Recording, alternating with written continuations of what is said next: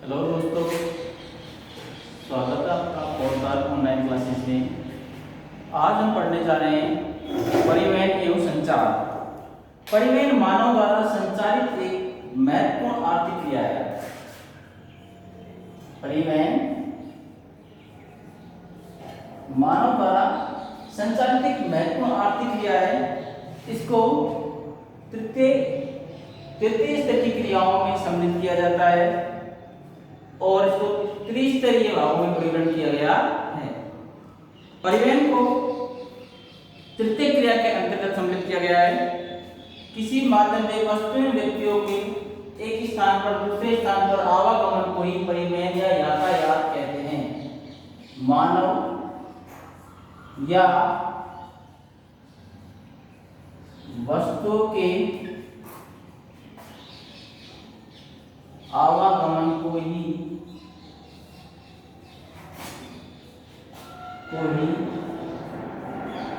परिवहन या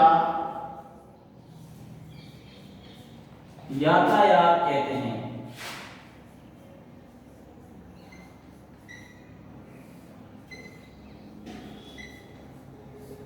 परिवहन या यातायात कहते हैं।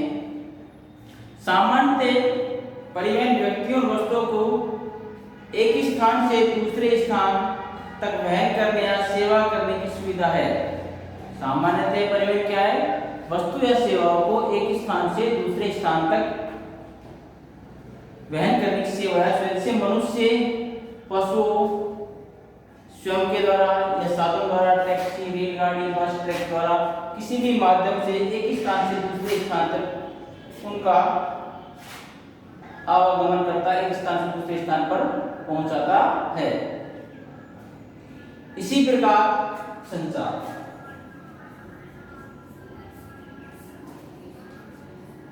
संदेशों या समाचारों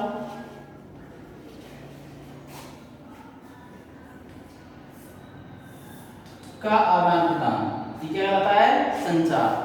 अपने विचारों, बातों, अभिव्यक्तियों या संदेशों का आदान प्रदान कहलाता है समाचार या संदेश कहलाता है। परिवहन को तीन बड़े भागों में बांटा गया है। बात करें हम परिवहन की, तो परिवहन को तीन बड़े भागों में बांटा गया है।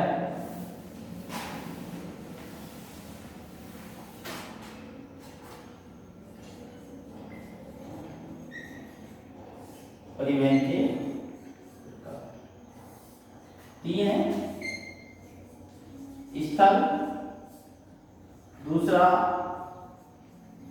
जल और तीसरा है वायु और चौथा या अन्य को अन्य बोल सकते हैं पाइपलाइन परिवहन।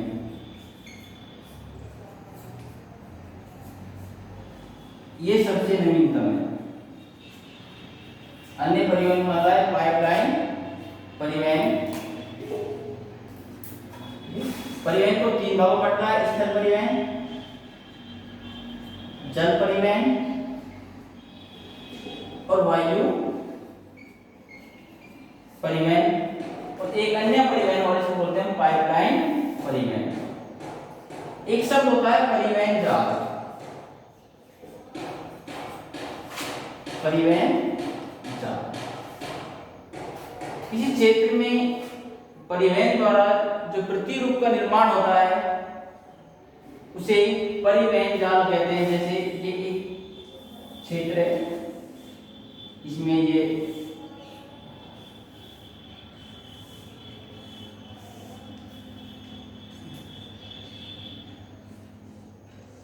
सड़कों का जाल बना है, इससे जो निर्मित प्रतिरूप है इसे क्या बोलते हैं हम? परिवहन जाल। परिवहन जाल किसी स्थान पर परिवहन द्वारा या सड़कों द्वारा, रेलों द्वारा जाने से जो प्रतिरूप का निर्माण होता है उसको हम परिवहन जाल कहते हैं। कहते हैं परिवहन जाल। परिवहन एक उत्पादक क्रिया है। परिवहन ये नहीं परिवहन सेवा, परिवहन एक उत्पादक क्रिया है। कैसी क्रिया है? उत्पादक। तो परिवहन से जो जिस माल को हम एक स्थान से दूसरे स्थान पर पहुंचाते हैं उसे हमें माल भाड़ा या यात्री भाड़ा से जो आय प्राप्त होती है, जो मूल्य प्राप्त होता है, इसे और इस मूल्य को परिवहन के मार्ग के द्वारा निर्धारित किया जाता है। ठीक है, परिवहन कैसे उत्पादक क्रिया है कि माल भाड़ा और यात्री भाड़ा से जो भी आय प्राप्त होती है उसको उत्पादन में शामिल कर सकते हैं।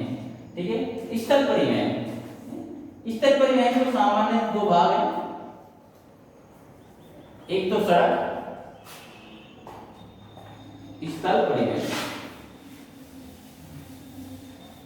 बात कर रहे हैं इसके दो प्रकार हैं, सड़क और रेल।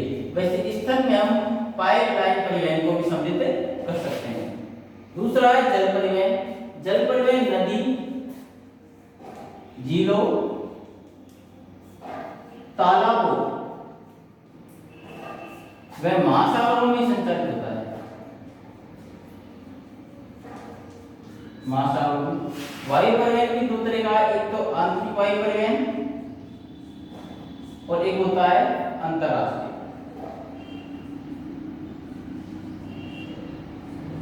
अंतरराष्ट्रीय परिवहन। तो आज हम पढ़ेंगे हम स्थल परिवहन।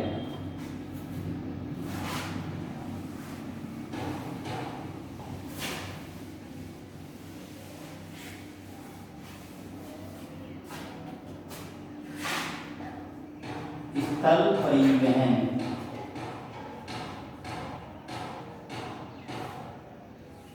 स्थल परिवहन का अपना एक इतिहास है। इसका विकास ये नहीं अचानक, धीरे धीरे स्थल परिवहन का विकास हुआ। पहले प्राचीन काल में पगडंडी बनी, पगडंडियां बनी, उससे रास्ते बने,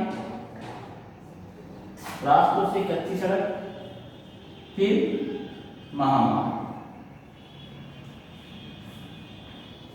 ठीक है,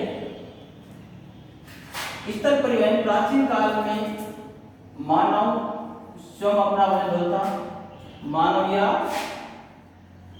पशु के द्वारा परिवहन कार्य करता। मानव स्वयं अपना सिर पर रखकर वजन को ढोता या पशुओं के माध्यम से परिवहन कार्य करता। पर बाद में पहिए का आविष्कार हुआ। पहिए के आविष्कार के बाद गाड़ियां बनी, ऊंट गाड़ी, बैलगाड़ी, घोड़ा गाड़ी, भैंसा गाड़ी। इनके जब इन पहिए का आविष्कार हुआ और गाड़ियों का निर्माण हुआ तो हमें सड़कों की आवश्यकता हुई, रास्तों की आवश्यकता हुई। तो फिर धीरे धीरे लोगों ने कच्ची सड़कों का निर्माण किया। किसका? कच्ची सड़कों का। ठीक है, सबसे पहले जो पहिया बना था किसका था? पत्थर का। जैसे पत्थर के पहिए निर्माण हुआ, किसका निर्माण हुआ? गाड़ियों का निर्माण हुआ। और गाड़ियों के निर्माण समय में रास्ते और सड़कों की आवश्यकता हुई। पहिए के निर्माण से जो मानव पशु का श्रम था वो बहुत ही कम हो गया और बहुत ही सुविधाजनक परिवहन निर्माण हुआ। लेकिन 18वीं शताब्दी में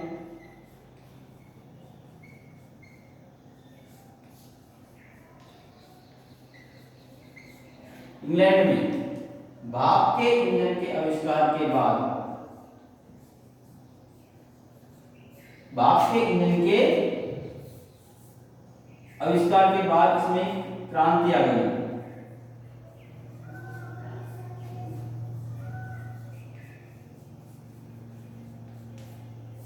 इसमें क्या आ गई? क्रांति आ गई। जैसे 18वीं में भाप के इंजन का आविष्कार हुआ तो परिवहन जो व्यवस्था है इसमें क्रांति आ गई।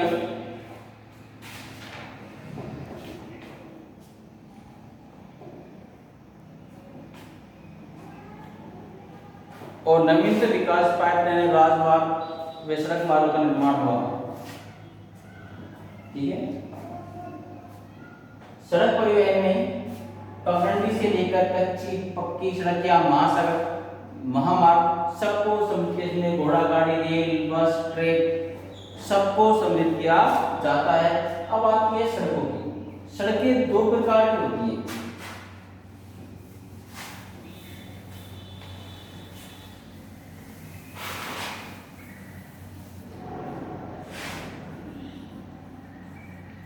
सड़कों के प्रकार, इसके आधार पर निर्माण के आधार पर। एक होती है कच्ची सड़कें,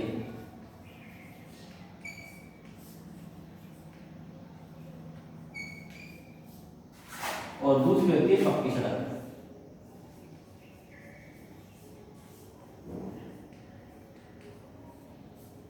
एक होती है कच्ची सड़कें, दूसरी हो सकती है पक्की सड़क। कच्ची सड़कें में जो खर्चा आता है कैसे आता है, इसमें खर्च कम आता है। ये गारा मिट्टी व कंकड़ पत्थरों से निर्मित होती है। ये वर्षा काल में उपयोगी नहीं होती, ये वर्षा काल में उपयोगी नहीं होती, इनमें खर्चा कम आता है, वर्षा काल में उपयोगी कम होती है, ऊबड़ खाबड़ होती है, इनका रखरखाव स्थानीय लोगों द्वारा ही किया जाता है। जबकि दूसरी, और ये कम दूरी के लिए होती है, कैसी होती है, कम दूरी के लिए। ये जो सड़कें होती है कम दूरी के लिए होती है, ध्यान देना, इनमें खर्चा कम आता है, गारा मिट्टी से निर्मित होती है, वर्षा काल में इनमें कीचड़ में पानी भर जाता है, जिससे क्या उपयोगी योग्य नहीं रहती, और ये कम दूरी के लिए ज्यादा उपयोगी है। इनका रखरखाव स्थानीय लोग या स्थानीय प्रशासन द्वारा ही किया जाता है। बात है पक्की सड़कों की, ये अधिक खर्चीली होती है।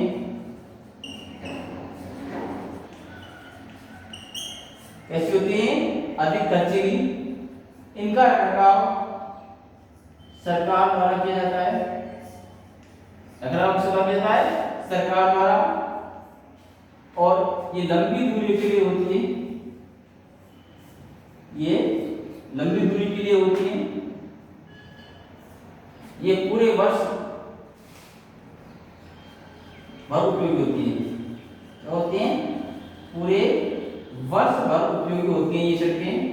इनका रखरखाव सरकार द्वारा किया जाता है। ये जितना अधिक देश विकसित होगा उतनी ही पक्की सड़कें होंगी, जितना अधिक विकसित होगा उतनी अधिक पक्की सड़कें होंगी, उतना ही अधिक सड़कों का निर्माण होगा। अगर हम सड़कों की बात करें, अच्छी सड़कों की बात करें, तो विश्व में सर्वाधिक जो सड़कें हैं यूएसए में पाई जाती है। कहाँ पाई जाती है, यूएसए में।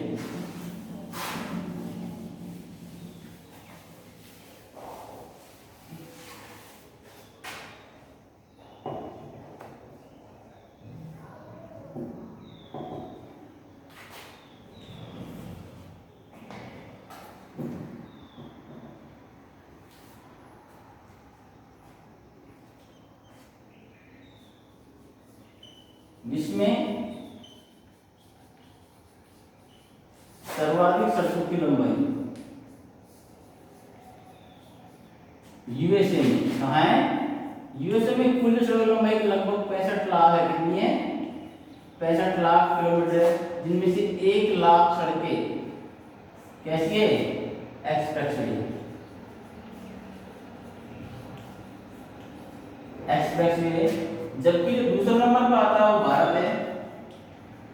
भारत में कुल सड़कों की लंबाई 45 लाख, 48 लाख, और तीसरे नंबर पर आता है चीन। कौन आता है, चीन, जिसकी कितनी है, 45 लाख है। भारत में इनकी संख्या लगभग 1300 किलोमीटर एक्सप्रेसवे की, और चीन की कितनी है, ये 45 लाख, करीब 1200 किलोमीटर पर किलोमीटर सड़कें हैं। अब है सड़कों की विशेषताएं।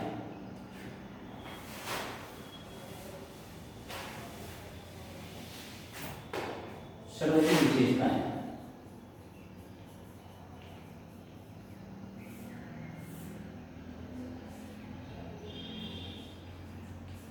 कम दूरी के लिए उपयोगी।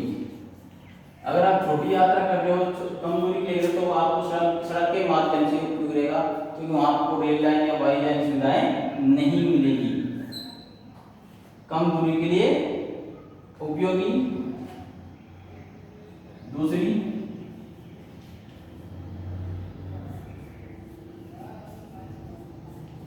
पर्वतीय क्षेत्र में उपयोगी, क्योंकि पर्वतीय क्षेत्रों में ऊबड़ खाबड़ स्थानों पर आप रेल लाइन का निर्माण नहीं कर सकते।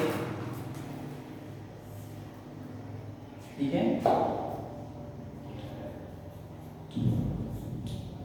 गांवों में, छोटे शहरों तक पहुंच ये रेलवे स्टेशनों व बंदरगाहों को जोड़ती है।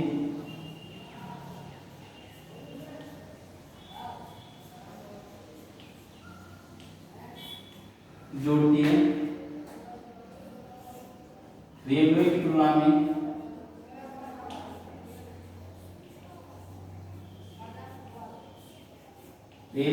में कम खर्च, रेलवे की तुलना में कम खर्च, कम दूरी के लिए उपयोगी, पर्वतीय क्षेत्रों में उपयोगी, गांव में छोटे शहरों तक पहुंच, रेलवे स्टेशन में बंदरगाह तक पहुंच और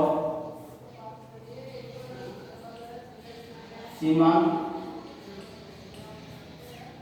क्षेत्रों में उपयोगी।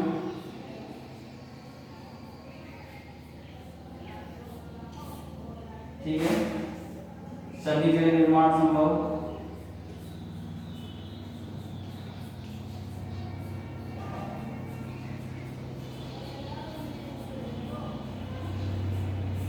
सभी जगह निर्माण संभव। देखिए विशेषता कम दूरी के लिए उपयोगी, सड़कें जो होती है कम दूरी के लिए उपयोगी होती है। पर्वतीय क्षेत्रों में से निर्माण कर सकते हैं, पर्वतीय क्षेत्र में अधिक ऊबड़ खाबड़ होने के कारण वहां पर रेलवे लाइन निर्माण संभव नहीं है, इसलिए वहां पर केवल सड़क मार्ग ही उपयोगी है। छोटे शहरों गांवों में रेलवे निर्माण नहीं है, उनको केवल सड़कों के माध्यम से ही जोड़ा जा सकता है। रेलवे स्टेशनों को जोड़ने का कार्य करती है सड़कें, वहां से ट्रकों या अन्य साधनों में माल को भरकर शहरों में उनकी बाजार तक पहुंचाया जाता है। दूसरी बात है, अगली बात है जो रेलवे की तुलना में इसका जो खर्च है, जो रखरखाव है, वो क्या है, कम है। सैनिकों के लिए रसद सामग्री पहुंचाने, हथियार, युद्ध संबंधी आपात सब जगह उपयोगी होती है, सभी जगह निर्माण संभव, जबकि रेलवे में ऐसा नहीं है, इसका सभी जगह निर्माण संभव। और देखिए आप इसमें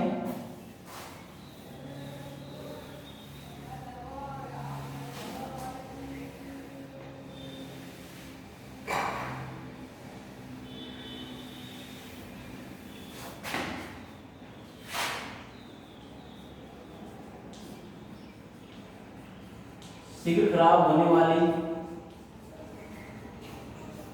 वस्तुओं के लिए उपयोगी,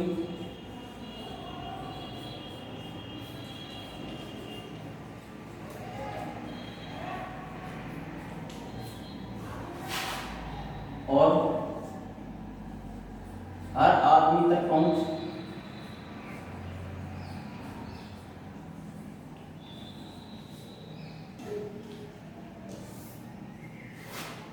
इसलिए सड़कें सबसे सरल सुगम संसाधन है ये अन्य साधनों की तुलना में, जबकि रेलवे का निर्माण आप हर जगह असंभव हर क्षेत्र में नहीं कर सकते, जबकि सड़कों का निर्माण आप प्रत्येक क्षेत्र में चाहे ऊबड़ खाबड़ हो, रेगिस्तान में इसका निर्माण कर सकते हैं और आम आदमी तक सड़कों की पहुंच है।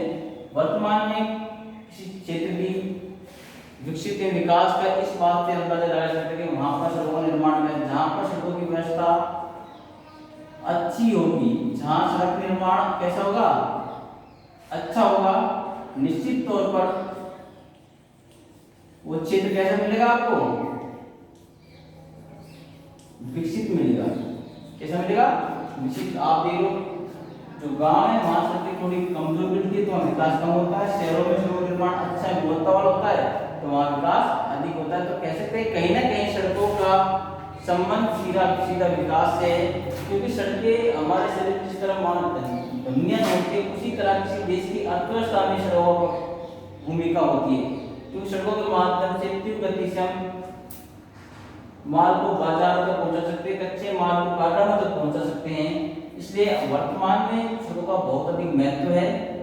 आज माल तक पहुंचे तो जहाँ सड़कें अच्छी होगी निश्चित तौर पर वहाँ विकास भाई तेल मिलेगी। ठीक है मित्रों, अगले वीडियो में पढ़ेंगे विश्व के प्रमुख सड़क मार्ग, विश्व के प्रमुख सड़क मार्ग।